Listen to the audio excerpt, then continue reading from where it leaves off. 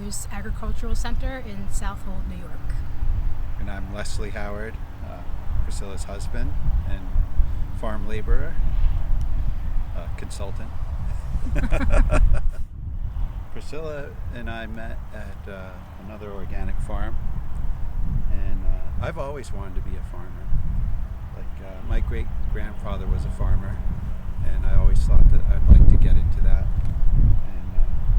But yeah, gardening and farming has always been something that I've been involved with from a really young age, to working at a farm in college, and then more recently, like thinking about starting my own farm and wanting to get that experience out here on the East End, where I met Les. And then we got married in 2017, and we started a GoFundMe for the wedding to fund the farm, to fund Priscilla's farm. So that's how it was started. But we originally heard about it from other people, other farmers. One of our friends was a farmer here in the past. So we knew about it and always thought of maybe we should try that. And it certainly has worked well for us. Well, when we first started, we had 1 acre, and we planned everything we were going to plant and exactly how it was going to be. But then once you get to work and you realize how much work it is, and you learn wow, I can only do so much in one day, then you have to change and realize oh, maybe I should just focus on this ½ acre for now. Because when we started, we didn't have a tractor. We had a rototiller that you walk behind, and it was not possible to do the whole acre with that, even though we thought we would. And so we ended up only really using half of the acre in the first year, but we grew a lot of stuff. And then we got the tractor after that, which really made a big difference for us. Now we can use our tractor to do rototilling and disc and plow, and it just makes things a lot easier. Yeah, we really went from the first year farming half of the 1 acre. Second year we farmed the whole 1 acre, and we got the tractor. Then third year we went to 2 acres, and we were able to farm all of that very quickly. And then we got this other 3rd acre this year, plus a ½ acre from our neighboring farmer. He wasn't using half of his, so we got a ½ acre from that. So we've just grown out over the years, and you learn every year how to do things a little better and more efficiently. We took on another farmers market too during that midway growth period, so there was demand there for the produce. So we do 2 farmers markets now, and then also just an increase in the number of CSA members. We would really like to have a bit more acreage so we could do more cover crops. Some areas being allowed to rest and just have cover crop all year, to build up the soil. It would be nice if we had more room to do stuff like that. But for actual growing, we have enough. It's just it's nice to be able to cover crop a while. It really cuts down on the weeds and helps improve the soil. At Priscilla's farm, what do we grow? We grow a little bit of everything, definitely emphasis on biodynamic, but specifically if you look around, we have kale, lettuce mix, carrots, potatoes, kohlrabi, beets, arugula. We try to grow everything we cucumbers, zucchini, eggplant, peppers, okra we grew this year, cucamelons. That's probably our most unusual crop, is the cucamelons. Yeah. Little tiny cucumbers. Carrots are really great. And they also grow really well in this soil. Because they grow so well here, yeah. Yeah, this soil here is just perfect for carrots. They grow nice and long, big, and everybody loves carrots. We're certified organic through NOFA, the Northeast Organic Farming Association, but definitely the emphasis being on healthy soil and healthy plants and healthy people and growing with nature. Every year we hone our plan and make it a little bit better and better. And And his ancestors were farmers too, going back generations. Yeah. So I feel like it's in his blood. Yeah. My great-grandfather was the last farmer, and his father was a farmer, and so on, out in Northville. I love being outdoors and putting my hands in the soil and just being able to grow healthy food for myself and for others. I feel like I'm doing something honorable. Just creating something that's meaningful.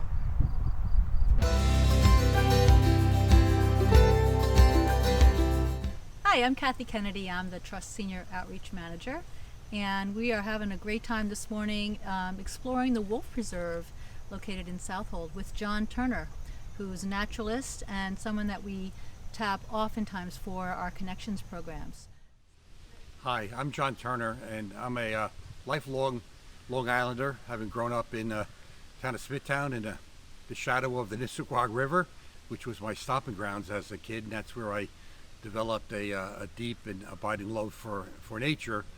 And I've, since that time, with the love that I developed in my childhood, have spent pretty much my entire professional career involved in conservation issues, most notably land conservation issues, trying to preserve open space throughout the breadth of Long Island.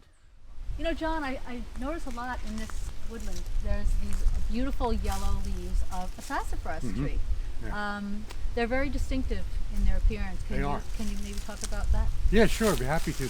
So if you take a close look at a sassafras tree, you'll notice one of the most distinctive things about it is that not all the leaves are the same. Like an oak tree, the leaves, or maple tree, the leaves look basically the same outline, same shape.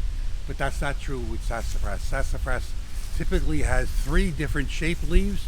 They have what we call an entire, an oval, or a fist leaf that doesn't have any indentations in it, and then you'll find that classic mitten leaves, and then the glove leaves. And the glove leaves, which are kind of the 3 lobes leaf that we can see up here, kids have often told me it reminds them of the dinosaur footprints that they see on cartoons, and they kind of do look like that. And what's fascinating about this is that scientists have studied sassafras and determined that the younger the tree is, the more it has the 3 different type of leaves.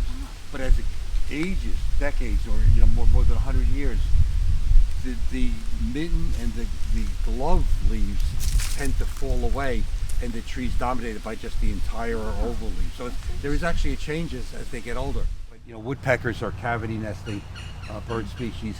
We're starting to really realize just how important they are in forest ecosystems, because they really are, I like to call them, ecological architects.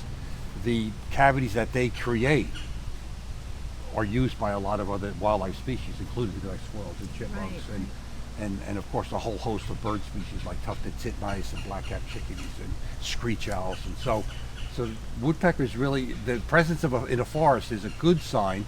Maybe not so much for the trees that are going to be affected, but for other species of wildlife that could benefit from their use. And another interesting thing about red-bellied woodpeckers is that if we were to be here 50 years ago, 75 years ago, very unlikely we'd be hearing any red-bellied. They weren't found on Long Island, and it's one of the many species that have now colonized Long Island from the southern United States.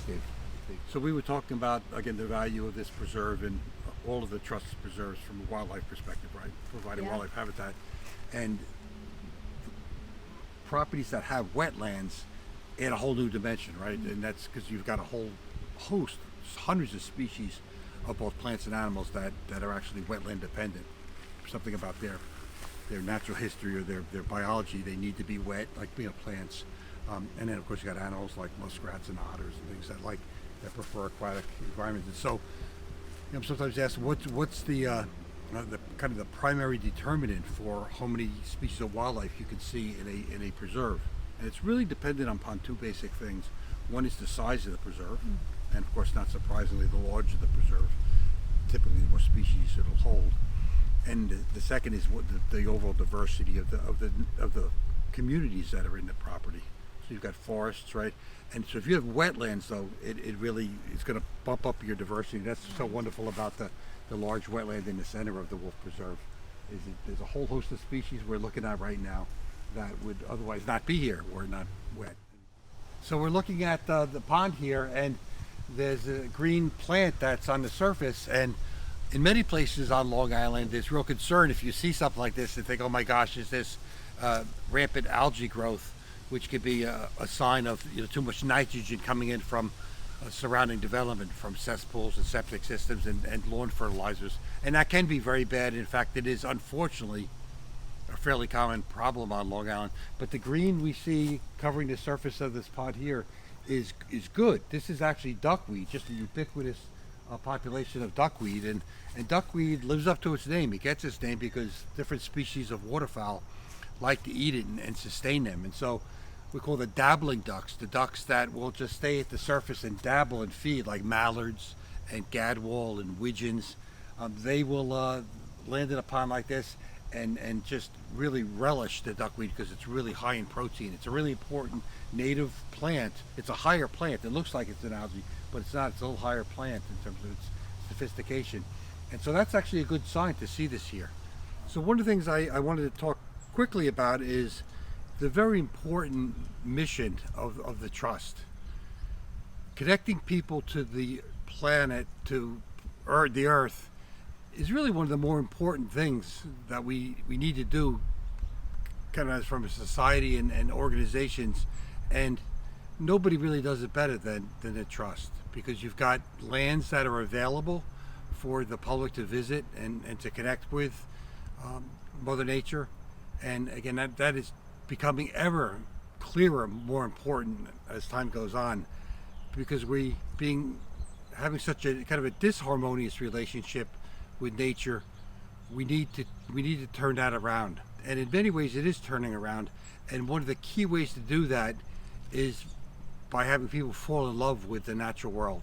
Well, how do they do that? They don't do that by watching TV or reading a book. They do it by actually putting on their hiking boots and going out and exploring the parks and preserves on Long Island, again, many of which are owned by the Trust, that can connect people to the natural world and all the wonder and magic that's there. And that's one of the really neatest things about the Trust's work, is really that exposing people to the magic of the natural world. Hi, my name is John Condzella. I'm a fourth generation farmer. We run our family farm here. I work it with my father in Wading River. We grow strawberries, asparagus, blackberries, blueberries, raspberries, hops, as well as some summer vegetables. Our farm was started by my great-grandfather in the early 1900s when he immigrated here from Poland. And historically the farm was a potato farm, like many farms on eastern Long Island. And we always grew potatoes and strawberries back then. And then over time, even my great-grandfather had to adapt with the changing times. Potato farming no longer became profitable for our farm, so he had to move on to different crops such as cauliflower, broccoli, and those crops were sold in Riverhead at the local wholesale market there, which existed at the time. And moving further on, my grandfather, when he was running the farm in the 60s and 70s, he also had to make some changes because it no longer became profitable for a small farm like us to wholesale a crop. So he focused on growing vegetables. At that time we grew tomatoes, peppers, eggplant, string beans, pickles, cucumbers, zucchini, many different types of peppers, and the main market for those crops was a U-pick operation. Many families would come from further west on the island, and they would come out with their family and they would pick crops to preserve for the winter, to put them away so they wouldn't have to rely on a store or a market. They could come out here, pick nice, healthy, fresh crops and preserve them the way they want. My father was the first person to introduce asparagus on our farm, which is a great crop because it's a spring crop. It's very early in the season. You're harvesting that crop, and it gives us a way to, start selling something, start regaining familiarity with our customers after the long winter. And then since then we've focused a lot on berries. Like I said, one of the things we're most well known for is our strawberries, which we've grown continuously for over 100 years since my great-grandfather. And our strawberries, we do an old-fashioned kind of production system. It's a 2-row system. Many people use a matted row system, and the 2-row system is a little more work, it's a little more labor intensive, but we find that it grows a better berry. There's more sunlight getting into the canopy and ripening the berries, the flavor is better. So every June, that's the biggest thing on the farm, is our U-Pick strawberry operation, and we also sell already picked strawberries on the stand, and we also take them to the farmers markets on the weekends. So I love farming because I love working outside. I really love working with my family. I think not a lot of people have the benefit to go to work with their dad every day and work side by side and carry on our family's legacy. Farms are the reason that people come out to the east end of Long Island to come strawberry picking, apple picking, pumpkin picking, to visit the wineries we have here. So as a young farmer, the average age of a farmer is in the late 60s. So for a younger farmer trying to get into farming in the first place, or someone like myself where we're trying to grow the business, we're trying to get a little bit more land back that we've originally had in our family, the value of the land is exorbitant, and without working with someone like the Peconic Land Trust, it's a very hard landscape to navigate. Working with a trust and the level of professionalism, dedication, and commitment that they've brought just to us and as well as the other farmers, it's really second to none. And we're very grateful that they have championed my father's cause to preserve our farm and try to get some of the farmland back that was originally my great-grandfather's. Once you build on it, it's hard to turn it back into a farm.